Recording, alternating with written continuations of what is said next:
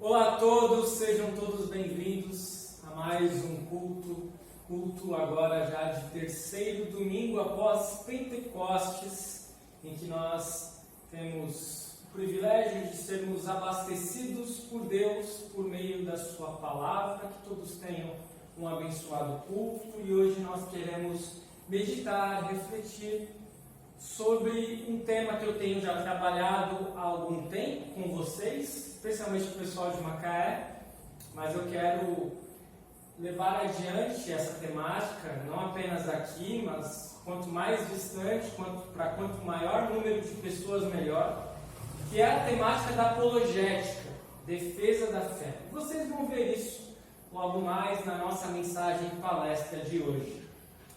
Nós iniciamos este momento em nome do Deus Triuno, Pai, Filho e Espírito Santo. Amém. E vamos então iniciar cantando um hino de confissão de pecados. Depois nós faremos a nossa oração e teremos a absolvição. O hino é Perdão dos Meus Pecados.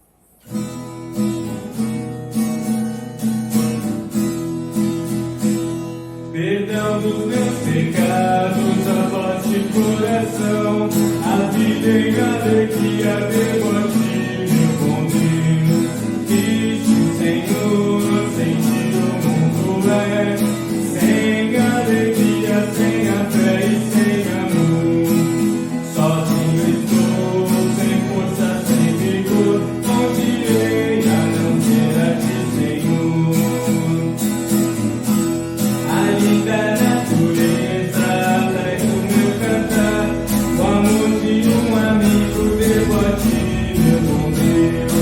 Cristo, Senhor, sem ti o mundo é sem alegria, sem a fé e sem amor. Sozinho estou, sem força, sem vigor, onde irei a não ser a ti, Senhor. As horas de alegria vem como aflições, ajuda que recebo devo a ti, meu bom Deus. Cristo, Senhor, sem ti o mundo é sem alegria, sem a fé e sem amor. Sozinho estou, sem força, sem vigor, onde irei a não ser a ti, Senhor. Deus em oração. Querido Deus, amado Pai, neste início de culto, de adoração, onde nós também necessitamos receber as bênçãos que o Senhor tem para nos dar. Precisamos, antes de mais nada, reconhecer a nossa indignidade, a nossa condição como miseráveis pecadores que somos. Pecamos contra Ti, contra o nosso próximo, por meio de palavras, pensamentos, ações e omissões. Necessitamos confessar todos os pecados cometidos contra Ti e contra o nosso próximo. De maneira especial, lembramos daqueles que mais afligem as nossas consciências. Colocamos eles diante de Ti em pensamento neste momento.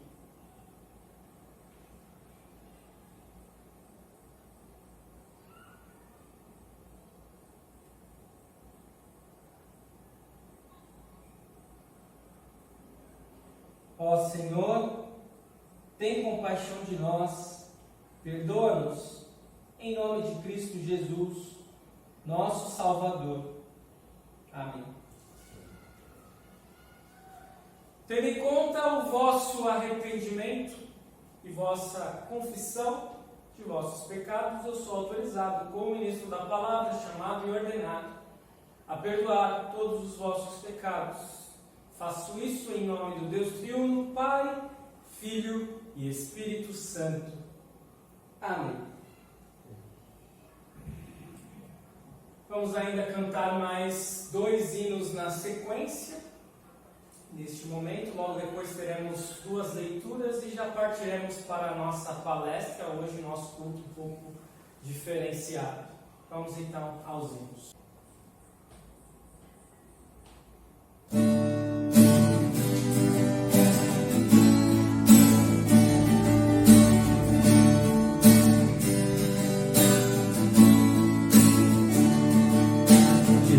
Em tua presença, reunimos aqui, contemplamos tua face e rendemos a ti.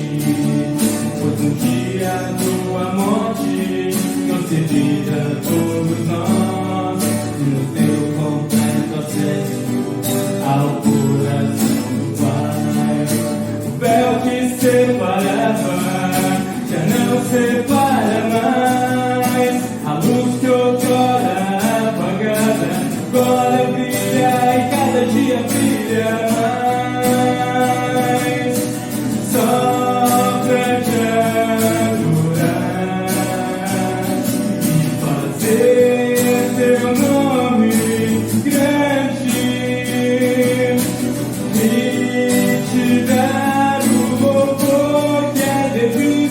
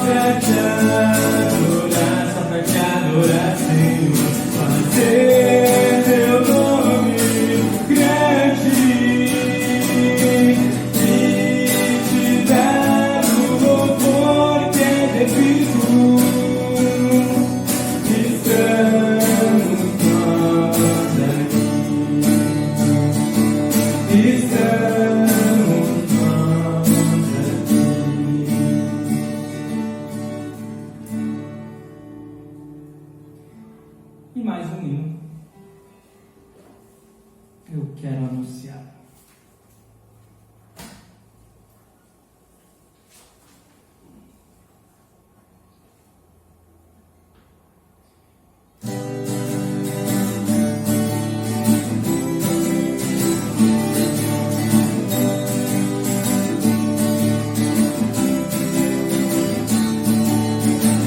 Eu quero anunciar as tuas maravilhas e delas todas falar, mas são tantas, tantas, muito mais do que se podem contar, muito mais do que se podem contar. Contarei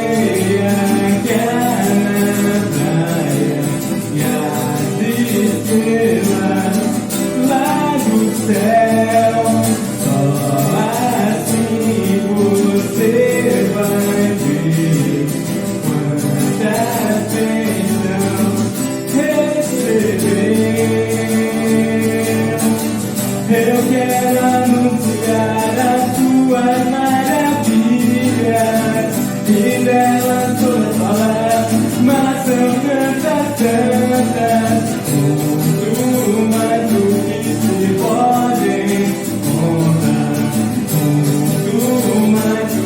se podem contar.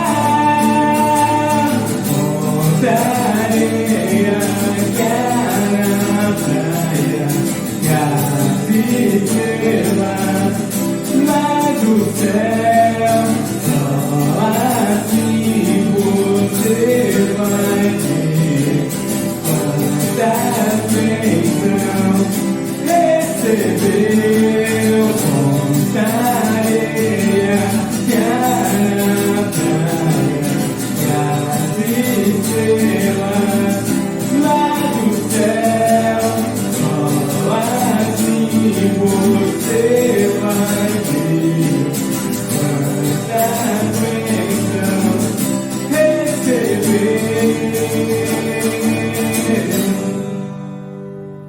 Salmo do dia, Salmo 91, versículos 1 a 10. Salmo 91, versículos 1 a 10. Faremos então a leitura de forma responsiva.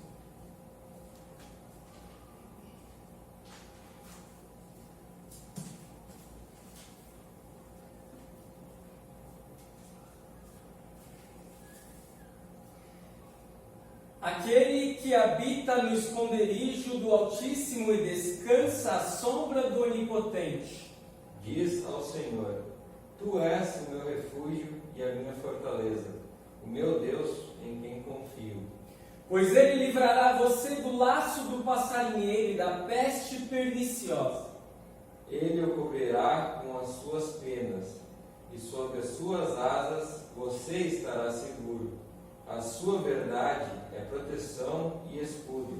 Você não terá medo do terror noturno, nem da flecha que voa de dia, Nem da peste que se propaga nas trevas, nem da mortandade que assola ao meio-dia. Caiam 1000 ao seu lado e 10.000 à sua direita, você não será atingido. Somente com os seus olhos você contemplará e verá o castigo dos ímpios. Você disse: o Senhor é o meu refúgio, você fez do Altíssimo a sua morada.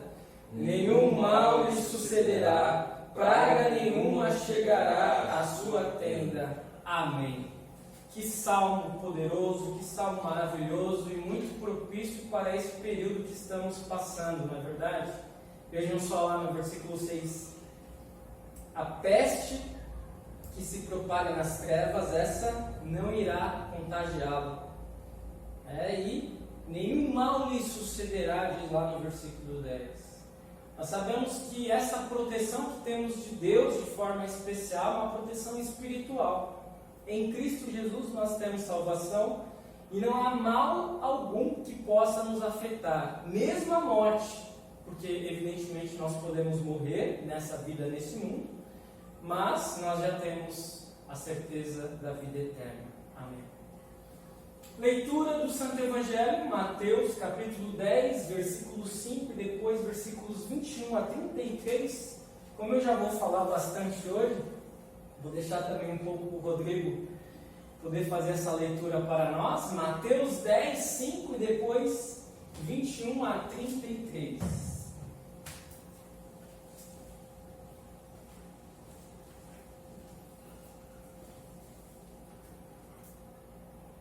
Jesus enviou esses 12, dando-lhes as seguintes instruções, pulando para o versículo 21. Um irmão entregará à morte outro irmão, e o pai entregará o filho. Haverá filhos que se levantarão contra os seus pais, e os matarão. Todos odiarão vocês por causa do meu nome. Aquele, porém, que ficar firme até o fim, esse será salvo. Quando, porém, perseguirem vocês numa cidade, fujam para outra. Porque em verdade lhes digo que não terão percorrido as cidades de Israel até que venha o Filho do Homem. O discípulo não está acima do seu mestre, nem o servo está acima do seu senhor. Basta ao discípulo ser como seu mestre, e ao servo ser como seu senhor. Se chamaram o dono da casa de Beelzebu, quanto mais os membros da sua casa. Portanto, não tenham medo deles, pois não há nada encoberto que não venha a ser revelado, nem oculto que não venha a ser conhecido. O que lhes digo às escuras, repitam à plena luz. E o que é dito para vocês ao pé do ouvido, proclamem nos telhados. Não temam os que matam o corpo, mas não podem matar a alma. Pelo contrário, temam aquele que pode fazer perecer no inferno tanto a alma quanto o corpo. Não se vendem 2 pardais por uma moedinha? Entretanto, nenhum deles cairá no chão sem o consentimento do Pai de vocês. E quanto a vocês, até os cabelos da cabeça de vocês estão todos contados. Portanto, não temam, vocês valem bem mais do que muitos pardais. Portanto, todo aquele que me confessar diante dos outros, também eu confessarei diante de meu Pai que está nos céus. Mas aquele que me negar diante das pessoas, também eu o negarei diante de meu Pai que está nos céus. Até aqui a leitura.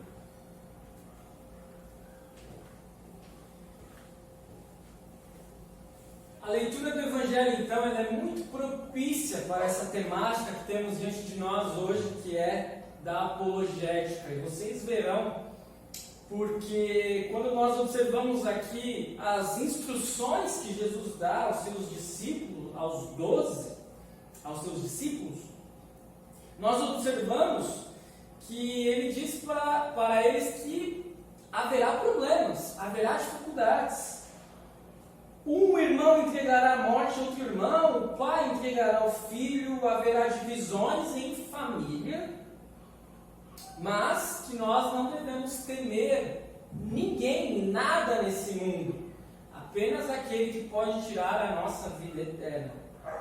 E vejam só a conclusão desse texto: portanto, todo aquele que me confessar diante dos outros, também eu o confessarei diante de meu Pai que está nos céus. Mas aquele que me negar diante das pessoas, também eu negarei diante de meu Pai que está nos céus. E Jesus foi quem afirmou essas palavras. E nós veremos hoje de que maneira podemos então confessá-lo neste mundo secular, neste mundo tão difícil e avesso ao Evangelho que estamos vivendo. Amém.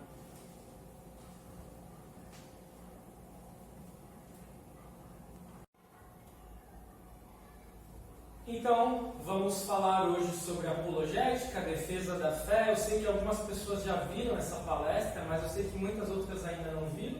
E talvez quem viu, viu já há um bom tempo, e é sempre bom relembrar algumas coisas. Eu vou passar não muito lentamente, porque nós temos muito conteúdo, e a ideia é não cansar muito vocês também. Então, eu vou ser bem objetivo hoje. Então, o nosso índice é esse. Nós vamos ver o que é apologética, nós vamos ver qual a sua relevância, qual a sua base bíblica e os princípios. E depois, numa segunda parte, os exemplos de uso especialmente. A parte 3 nós não vamos chegar a ver hoje aqui não. Eu até cortei essa parte, para que nós possamos realmente ficar com aquilo que mais nos toca no que se refere ao nosso testemunho. O que é apologética, afinal de contas? Apologética é limpar o terreno. Há pessoas que têm muitos obstáculos, muitos muros, que impedem elas de ouvirem a palavra, de aceitarem a palavra, de serem convertidas pelo Espírito Santo. E aí a apologética entra exatamente com esse objetivo de derrubar barreiras ou de diminuir as distâncias com essas pessoas que estão ainda longe da palavra e da fé cristã.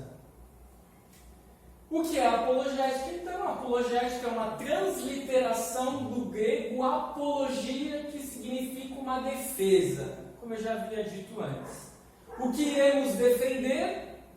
Iremos defender a Deus? Iremos defender a igreja luterana? Iremos defender Jesus? Não. Por que não? Porque Deus não precisa da nossa defesa, nós é que precisamos da defesa dele. Por quê? Jesus chamou os seus discípulos, conforme vimos hoje lá em Mateus, não para que eles defendessem o seu grupo, mas para que eles levassem adiante o Evangelho. Nós iremos defender os nossos posicionamentos cristãos. Mas para quê? Para termos razão? Para dizer que nós temos uma opinião melhor e mais bem fundamentada? Não.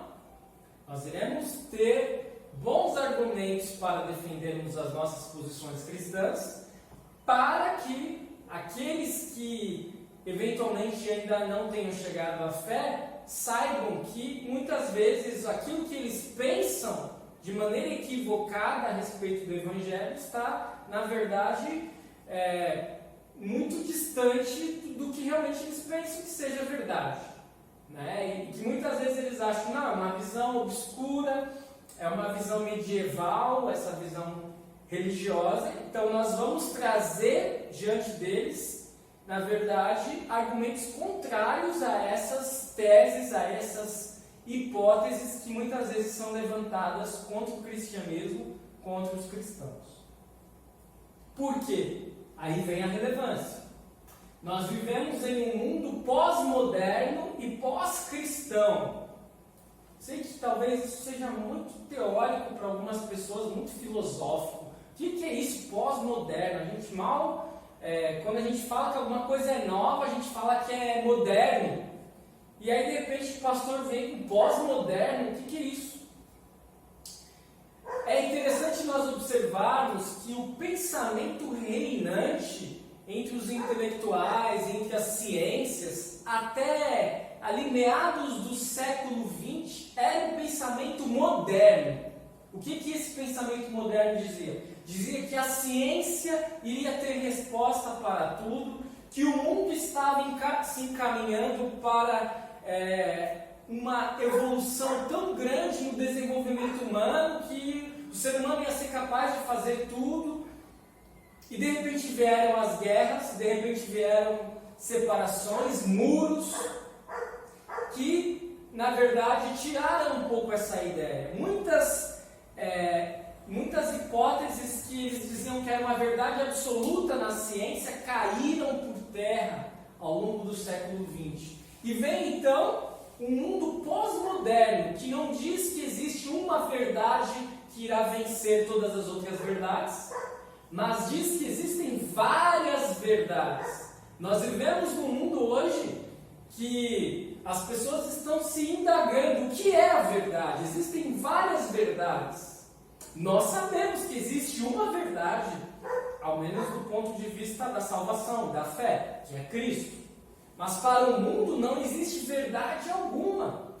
E isso é muito complicado. Por isso nós estamos vivendo um período que se chama um período pós-cristão. Quer dizer, o cristianismo parece que ficou no passado. Você ser adepto de uma religião, e da religião cristã, é você ser retrógrado, ultrapassado. Vejam só, 70% dos jovens cristãos deixam de frequentar a igreja ao chegarem na universidade. Este é um dado aterrador, assustador. E por isso é muito importante nós termos subsídios para dialogarmos com essas pessoas que estão distantes da fé cristã. E é exatamente essa proposta da apologética, termos um diálogo com não cristãos. Qual é a base bíblica para a apologética? Basicamente são dois textos. O primeiro retirado do texto do Evangelho de Mateus 22:37, que diz: ame o Senhor seu Deus de todo o coração, de toda a sua alma, de todo o seu entendimento. Quer dizer, aquelas pessoas que acham que a fé é uma coisa irracional, que a fé é crer simplesmente sem saber no que está crendo, não é bem assim. Biblicamente, nós cremos naquilo que nós entendemos, ao menos de uma maneira razoável. Pode ser que nós não entendamos de uma maneira profunda, mas nós não simplesmente cremos cegamente, não é verdade? A fé, ela não é racional, inteiramente racional, Mas não quer dizer que a razão é contra a fé. Há uma tensão. Quando eu digo que há uma tensão, o que eu quero dizer com isso? Quero dizer que a fé não é irracional e a fé não é totalmente racional. Tem um meio termo nisso. Entende? E exatamente por isso também a apologética vai ser muito importante.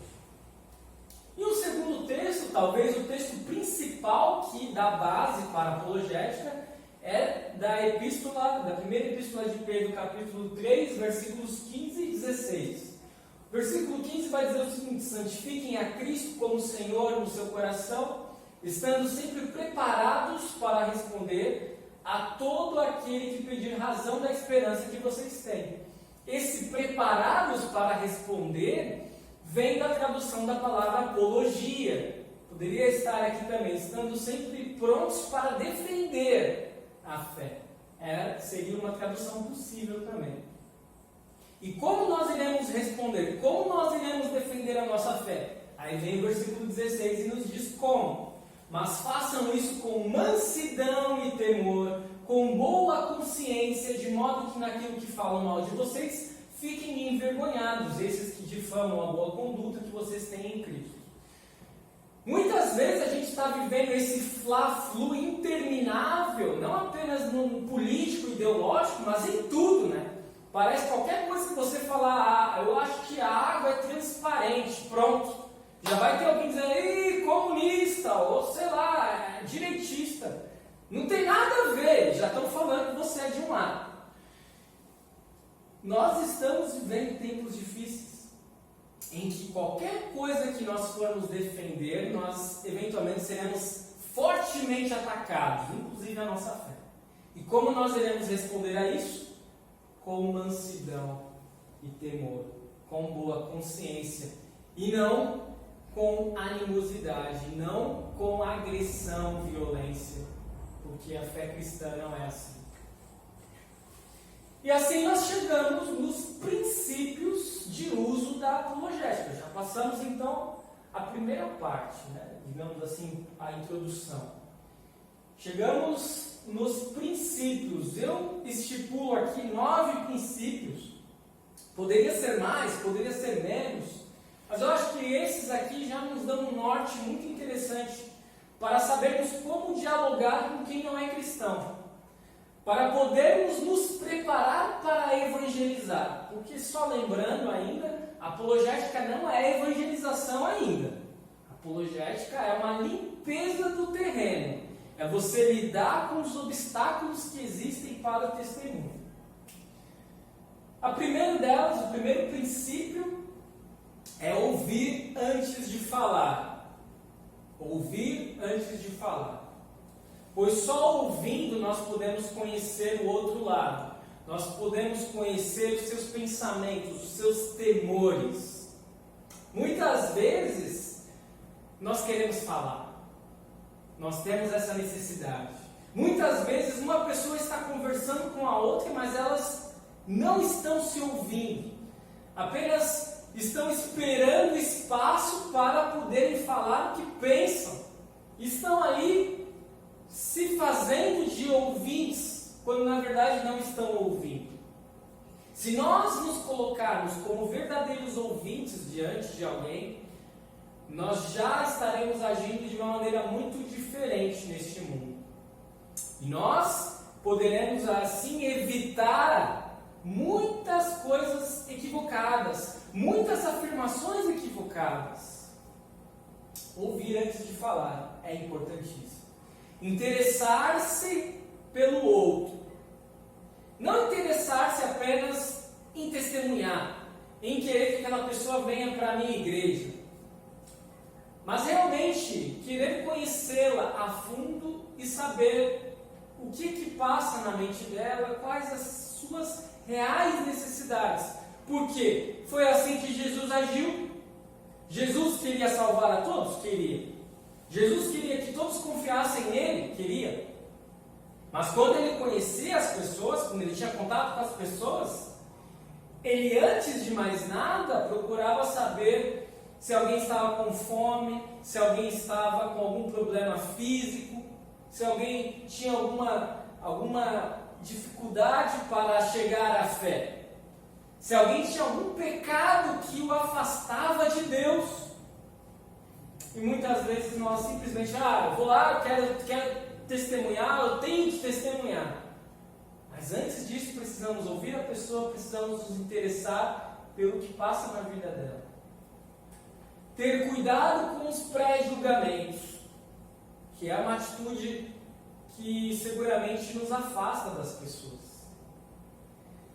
Nós temos uma verdade que é a verdade principal que nos move, que faz com que a gente possa acordar todos os dias, independentemente do que esteja acontecendo, e sabendo que Deus está conosco, que nós temos perdão, que nós temos salvação. Só que muitas pessoas não têm isso. E eventualmente elas cometerão pecados assim como nós cometemos, mas talvez estarão mais distantes de Deus. E como que nós poderemos pré-julgar essas pessoas por suas atitudes? Se nós fizermos isso, fatalmente teremos dificuldades para testemunhar e teremos dificuldades em sermos ouvidos, em termos o nosso testemunho acolhido. Ponto 4, assumir posições equilibradas. Princípio número 4, assumir posições equilibradas. Como eu disse antes, estamos vivendo tempos de fla-flu, tempos de muita animosidade entre dois lados, entre polos ideológicos, políticos. E o cristão, ele não vai ser neutro, porque ninguém é neutro. Todos nós temos as nossas tendências. Mas é importante que essas tendências, elas não sejam maiores do que a missão que nós temos de levar Cristo para todos. Nós teremos que testemunhar para quem é de direita? Sim. Nós teremos que testemunhar para quem é de esquerda? Sim. Nós teremos que testemunhar para quem é de centro? Sim. Para quem não se importa com política? Sim. Então por que nós vamos colocar esse lado político acima do nosso testemunho? E não se engane, você pode estar achando que está coberto de razão e que todos irão concordar com você por algum post que você fizer ou por algum posicionamento que você tiver, mas qualquer posicionamento que você tiver hoje, eu sou a favor da volta do Campeonato Brasileiro, já vai dar problema. Ou não, eu sou contra, vai dar problema. Por que não guardarmos esses posicionamentos para nós? Por que não exteriorizarmos apenas o amor de Deus pela humanidade? Quinto princípio, reconhecer erros. Muitas vezes o cristianismo é atacado, as igrejas são atacadas e nós simplesmente fechamos a cara e não queremos ouvir os argumentos contrários. E na verdade, muitas vezes, além de ouvir, nós deveríamos concordar com esses argumentos, porque não existe perfeição na igreja, não existe perfeição nos cristãos. Claro que nós podemos rebater, no bom sentido, de uma maneira mansa e pacífica. Nós poderemos falar, eventualmente, que não é bem daquele modo que a pessoa está atacando, mas muitas vezes a gente pode concordar também. A igreja também tem seus pecados, suas falhas. E quando você reconhece um erro, perceba isso. Nós estamos vivendo um tempo tão difícil, em que quase ninguém mais reconhece erro nenhum, que quando você reconhece um erro, você se torna grande. As pessoas começam a te olhar de maneira diferente. Porque, infelizmente, nós vivemos um período atual em que ninguém erra nunca. Não é verdade? Porque se ninguém reconhece um erro, a culpa é sempre do outro. É sempre do outro partido, é sempre do outro pensamento ideológico, é de quem veio depois ou de quem veio antes. Sempre tem alguma justificativa para eu dizer que a culpa não é minha. E quando nós reconhecemos nossos erros, então nós entramos num outro patamar com as pessoas de relacionamentos também. Feito tudo isso, eu sei que é muita coisa, mas feito tudo isso, é possível que nós tenhamos então um vínculo com a pessoa. Criemos um vínculo. E precisamos criar vínculos e procurar mantê-los, pois só deste modo o nosso testemunho será eficaz. Dificilmente você entregando um folheto na rua para um desconhecido, essa pessoa virá para a igreja ou irá ler o folheto. Por quê? Não é apenas porque é uma atitude meio que as pessoas desprezam, até semelhante a alguém que está entregando um santinho de um candidato político em eleições. Não é apenas por causa disso, mas acima disso, porque aquela pessoa não te conhece. Quando você recebe qualquer recado de alguém que você não conhece, qual é a credibilidade que você dá para aquele recado? Você não acredita. Nós precisamos, antes de mais nada, ter vínculo para que o nosso testemunho seja efetivo. E uma vez que tenhamos vínculo com uma pessoa que não crê, aí nós precisaremos entrar, de fato, verdadeiramente, nesse campo, âmbito chamado apologética. E aí nós utilizaremos, no 7º princípio, argumentos não bíblicos para discordar de alguém. Para que aquela pessoa que defende um posicionamento contrário à Bíblia possa refletir. Porque se nós citarmos textos bíblicos, ela vai dar de ombros para aquela nossa citação. Agora, se nós citarmos, eventualmente, um cientista importante, uma lei ou qualquer outra coisa, talvez essa pessoa reflita muito mais, não é verdade? E uma tática interessante também é discordarmos por meio de questionamentos. Porque quando eu afirmo, não é assim conforme eu estou dizendo para você, dificilmente alguém vai me dar razão. É uma afirmação contra outra afirmação. E normalmente as pessoas vão ficar com aquela afirmação que elas já acreditam.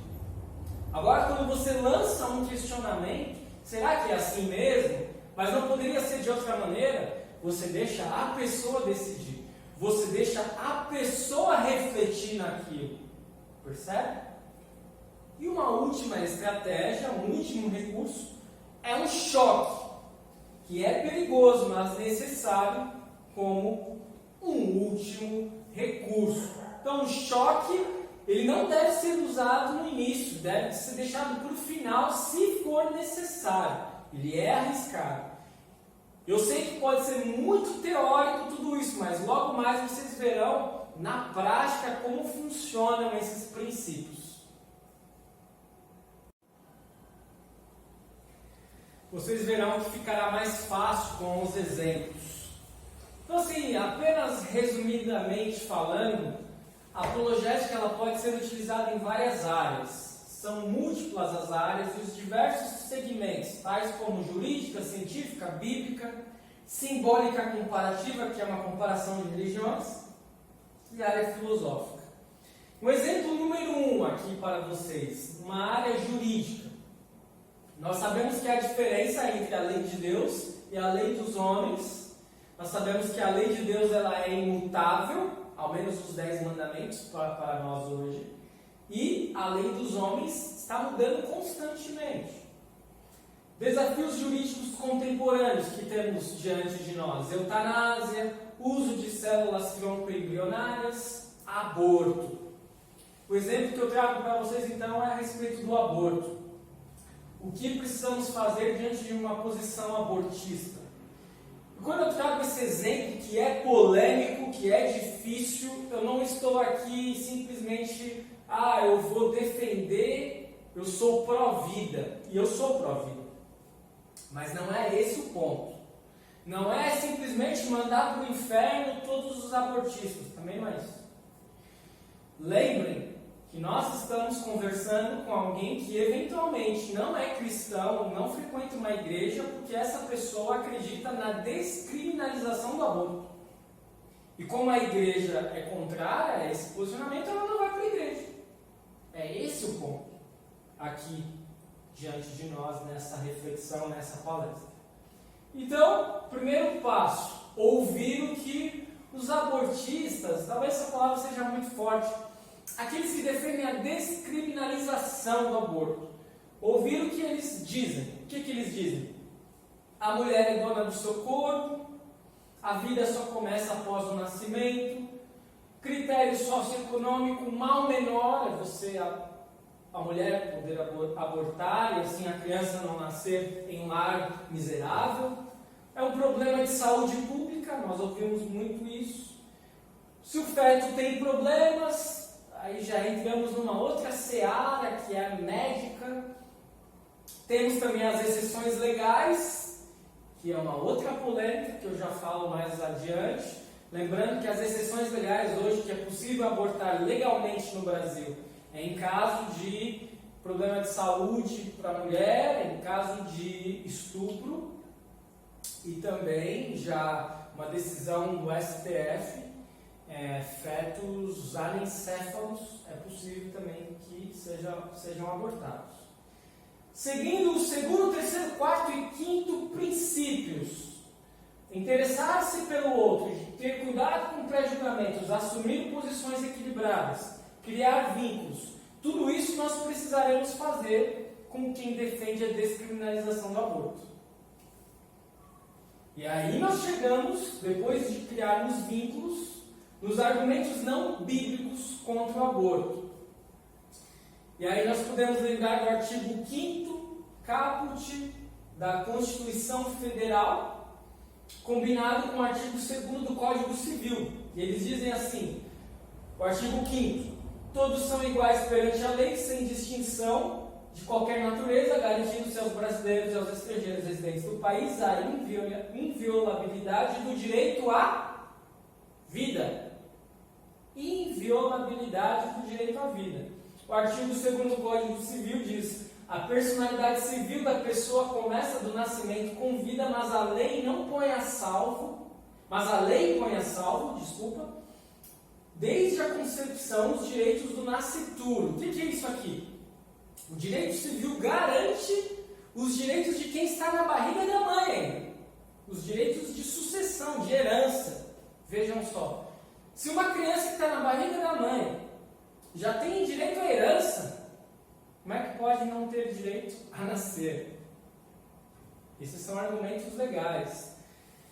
Temos também posicionamento doutrinário de juristas. Isso tudo aqui não está na Bíblia, né? E é aquilo que nós podemos dialogar com alguém que não crê. A vida humana como valor central do ordenamento jurídico, pressuposto existencial dos demais direitos fundamentais, além de base material do próprio conceito de dignidade humana. Não vou citar toda essa frase, mas ele está dizendo o seguinte aqui. Muitas vezes as pessoas citam como um argumento a favor do aborto que a dignidade da pessoa humana, da mulher, garante a ela o direito ao aborto. Mas o que esse jurista, o Gonnet, está falando no seu livro Curso de Direito Constitucional? Que antes da dignidade da pessoa humana vem o direito à vida. Isso é mais importante. E aí temos mais uma citação aqui que eu vou passar, para não ficar tão cansativo, que é muito juridiquês. E aí já partimos para saúde aqui. O aborto pode trazer sérias complicações psicológicas para a mulher. Isso é fato, gente. Tem mulheres que abortam que vão carregar aquele trauma para o resto da vida. Há inúmeros métodos de se evitar uma gravidez, métodos contraceptivos, nós sabemos disso, mas assim, não queremos trazer isso também como os métodos contraceptivos resolvem todos os problemas. A gente sabe que país nós vivemos, nós sabemos que muitas vezes as pessoas não têm a instrução adequada.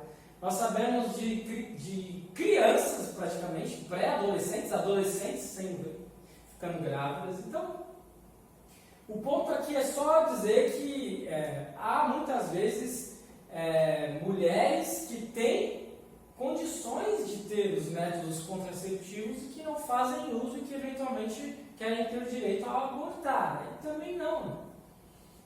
Nos casos das 3 exceções legais, o risco para a vida da mãe, estupro e anencefalia, há outras alternativas que não abortar. Mas é um ponto delicado, eu deixo aqui porque é realmente polêmico. Mas há outras alternativas, como adoção, como eventualmente ter o nascimento da criança ainda assim. Mas eu não coloco isso aqui como uma verdade universal. Mas apenas para as pessoas que defendem o aborto também verem que tem outras alternativas, tem outras possibilidades. 7º passo, então vamos discordar por meio de questionamentos. O direito à vida não vem antes de qualquer direito? É algo que nós podemos argumentar. O aborto é um problema de saúde pública ou é um problema de educação e planejamento familiar? Não haveria uma maior necessidade de responsabilização do pai e em ter cuidado com a mãe? Muitas vezes o aborto parece ser um direito da mulher, porque é o corpo da mulher e a mulher que arca com todas as consequências e tal. Mas muitas vezes, será que não é uma pressão do homem para que a mulher aborte? Ainda que essa pressão seja assim, de abandonar a mulher e de repente a mulher abortou, aí ele não vai ter que pagar pensão. Não existe isso também? Será que muitas vezes não é um machismo travestido de feminismo que está por trás de abortos? E um 8º passo seria o choque. Aí eu trago um exemplo aqui do CR7. Todos conhecem o CR7, né? Cristiano Ronaldo. A mãe do Cristiano Ronaldo declarou que quase abortou ele quando estava grávida dele. E que não fez isso. E vejam só o que aconteceu depois, né? Então existem vários outros exemplos, várias outras formas também de trazer um choque de realidade para as pessoas. Isso é só apenas um exemplo. Eu sei que eu estou passando bem rápido, eu não quero ser muito cansativo aqui, mas percebam que tudo aquilo que nós vimos antes, os princípios, eles podem ser colocados em prática em várias áreas, como nessa aqui, na jurídica e neste exemplo do aborto.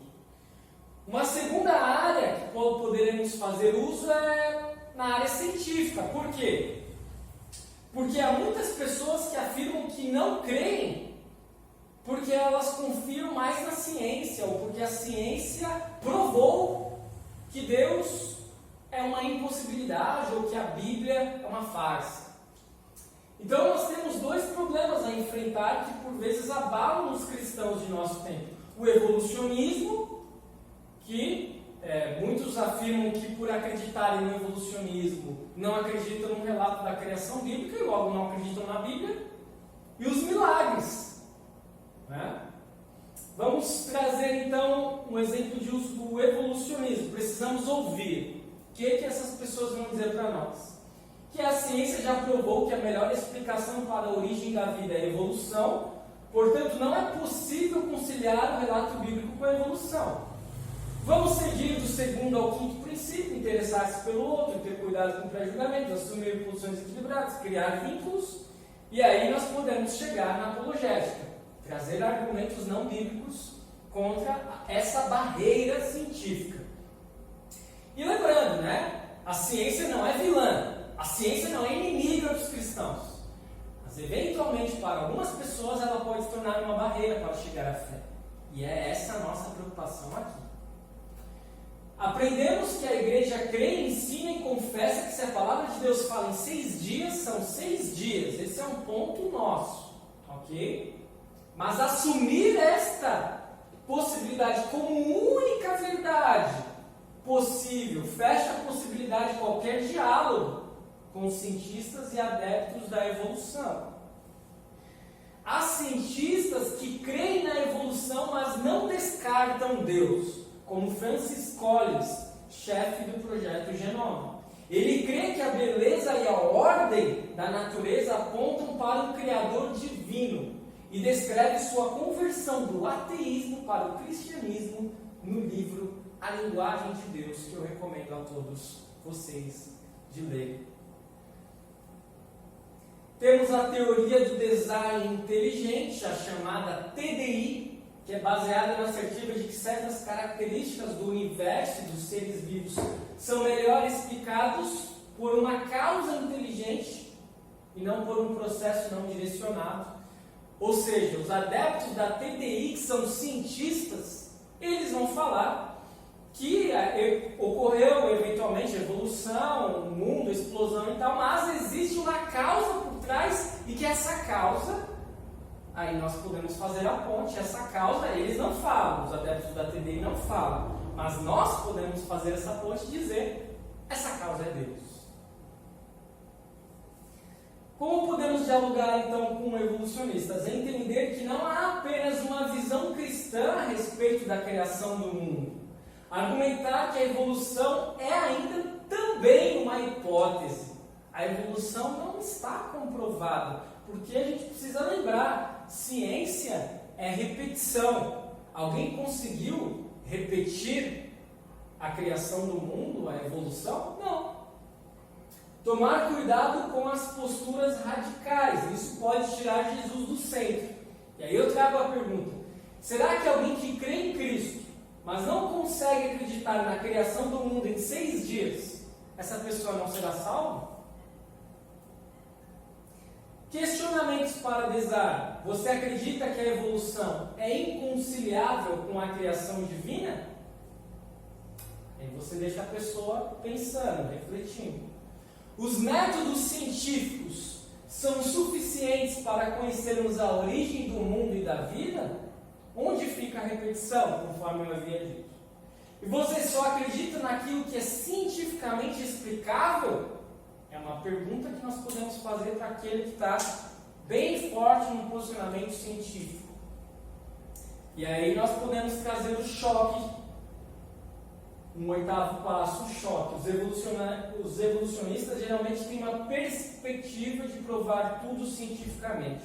Mas há muitas coisas que a ciência ainda não consegue explicar. E aí há 2 exemplos.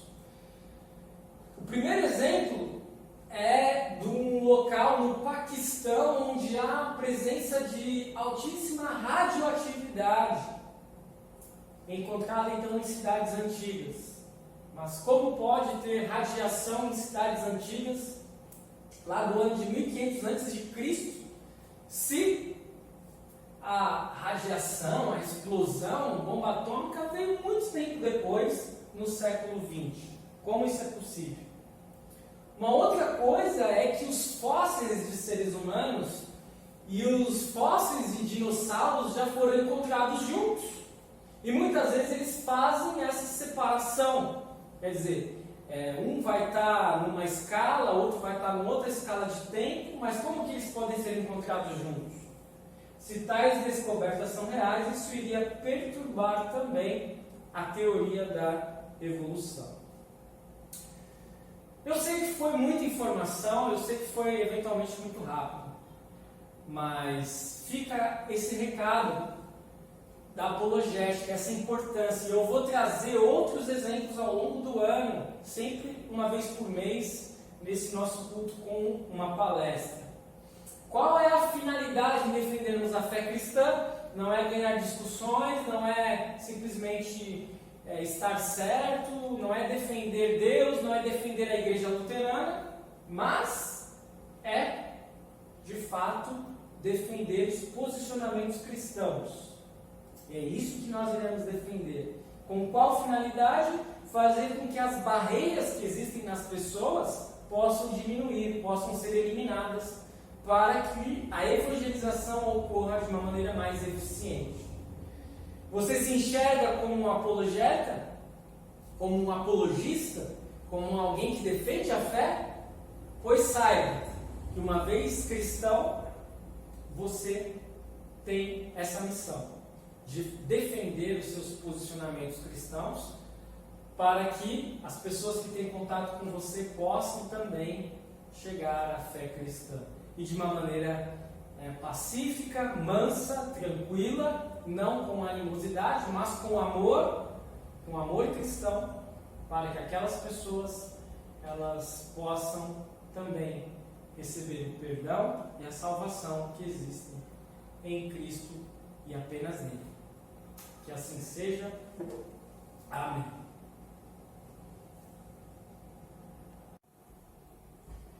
Chegamos ao momento da oração geral. Sei que temos duas aniversariantes dessa semana, que é a Ana Paula e a Fernanda. Vamos orar pelas aniversariantes. Vamos orar pela Eva, filha da Tayanã e do Fernando, lá de Campos, que estava para nascer. Acho que deve ter nascido sábado, domingo ali, né?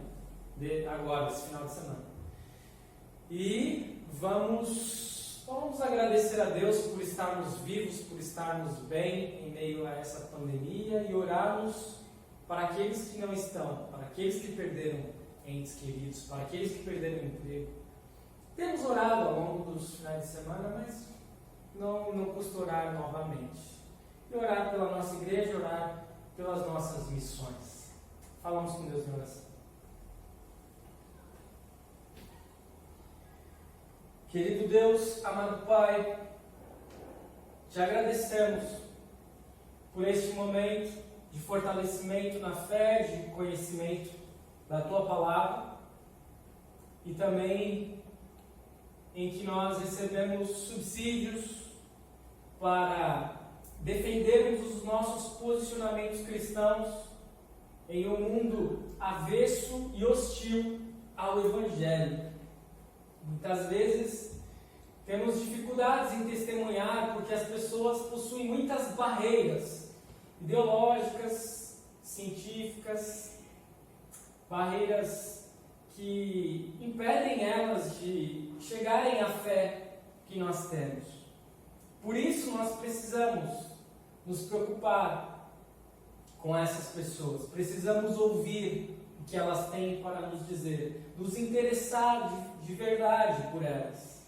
Precisamos ter cuidado com os pré-julgamentos e precisamos criar vínculos, reconhecer erros que eventualmente tenhamos para testemunhar, para argumentar. Utiliza-nos, Senhor, da melhor forma.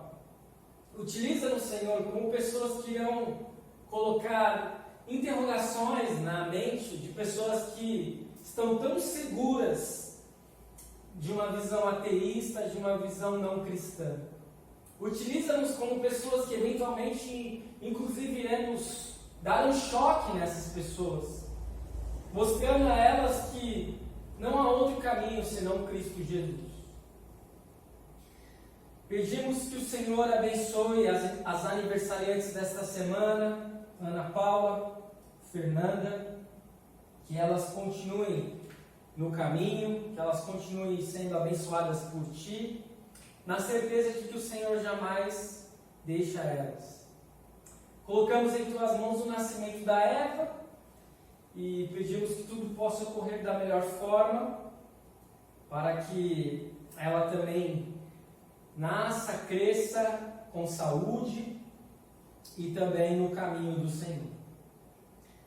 Oramos pelas nossas missões, pela nossa igreja, por todos os membros, por todos aqueles que acompanham este culto em seu lar. Oramos agradecendo pelo fato do Senhor nos livrar, conforme nós lemos no Salmo de hoje. O Senhor está conosco. Muitas vezes tem pessoas caindo ao nosso lado e nós estamos em pé. Isso só ocorre porque o Senhor nos protege. Mas oramos também por aqueles que estão caindo, por aqueles que estão perdendo muitas vezes o emprego, por aqueles que estão perdendo entes queridos. Oramos pedindo que o Senhor tenha misericórdia dessas pessoas, que o Senhor esteja com elas, que o Senhor nos utilize também como canais de ajuda. Colocamos tudo isso em Tuas mãos, querido Deus. Oramos ainda pelo nosso país, que vive um momento conturbado um momento político, econômico, jurídico conturbado, para que tudo que ocorrer possa ocorrer para trazer um bem maior ao povo, que muitas vezes está cansado de tantas coisas que ocorrem de ruim e de tanta interferência, de tantos problemas, que mesmo com um país tão rico, tão próspero, nós acabamos ainda sofrendo por conta de desmandos. Esteja com todos aqueles que fazem justiça, para que não haja vingança, para que não haja represálias, para que de fato exista a justiça verdadeira. Se alguém cometeu crimes, que pague por seus crimes e que se arrependa. Se alguém não cometeu, que não venha a ser culpado por algum crime que não cometeu. Por tudo isso, nós te pedimos, te agradecemos, em nome de Cristo Jesus, nosso Senhor e Salvador. Ele que nos ensinou a orar. Pai nosso que estás nos céus, santificado seja o teu nome. Venha o teu reino. Seja feita a tua vontade, assim na terra como no céu. O pão nosso de cada dia nos dá hoje. E perdoa-nos as nossas dívidas, assim como nós também perdoamos aos nossos devedores. E não nos deixes cair em tentação, mas livra-nos do mal. Pois teu é o reino, o poder e a glória para sempre. Amém. Recebam a bênção do Senhor. O Senhor vos abençoe e vos guarde. O Senhor faça resplandecer o seu rosto sobre vós, tenha misericórdia de vós. O Senhor sobre vós levante o seu rosto e vos dê a paz. Amém. Muito bem, foi uma alegria ter vocês conosco mais uma vez. Uma abençoada semana, um abençoado domingo a todos. Agradeço o Rodrigo. O Rodrigo voltou a estar conosco, me ajudando, me auxiliando aí nas gravações, na música, na troca de corda, que eu já estava sem corda aí 2 cultos seguidos. Hoje então a gente está bem. E vamos finalizar com a última música. Valeu!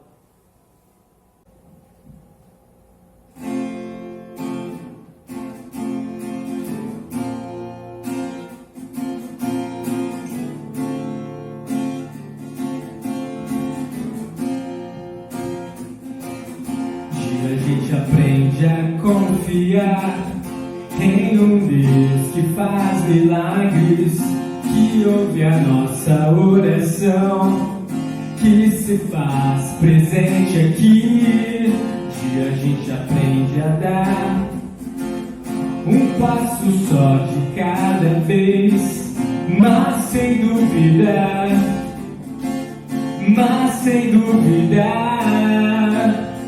que Ele continua sendo bom, Ele continua sendo Deus, Ele continua sendo bom, Ele continua sendo Deus.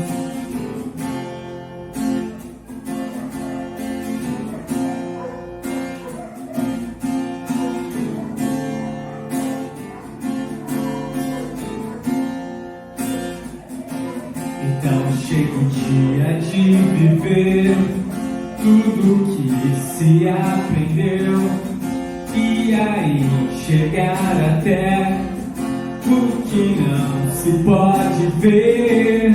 Chega o dia de entender, até ouvir um não de Deus, mas sem duvidar,